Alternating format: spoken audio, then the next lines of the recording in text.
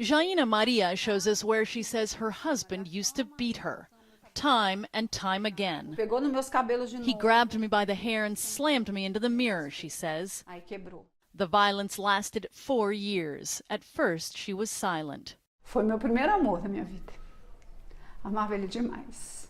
He was the love of my life. I loved him so much, she says. But then you get beaten again and again. Even after they divorced and she obtained a restraining order, she claims her ex-husband showed up with a knife. That was when a court issued her a panic button to alert authorities the next time she was in danger. Aqui, ó. Você sente.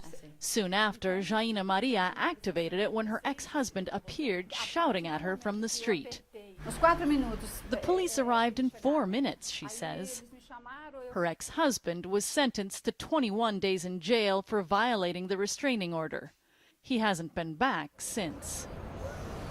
Nearly 40 women in the city of Vitória have received the panic button after restraining orders failed to halt abuses.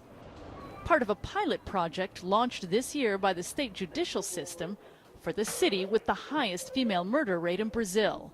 There have already been 5 convictions thanks to the panic button. We've come down to the police station here to watch a simulation to see how this works. When the button is pressed for 3 seconds, a GPS signal is sent out. The victim's location appears on a map, so do dedicated patrol cars. The device also starts recording ambient sound, which can later be used in court. Pictures of the victim and her abuser appear on police smartphones. The nearest patrol races to the scene. So far, officials say they've arrived in under 10 minutes every time. Experts say it also works as a deterrent for would-be abusers. Dr. Sonia Lira is a gynecologist who specializes in female trauma at the Jaime Santos Neves Hospital. The main damage to a victim is her loss of identity, she says. Lira was also a victim of domestic abuse, brutally beaten, she says, by her ex-husband for 9 years.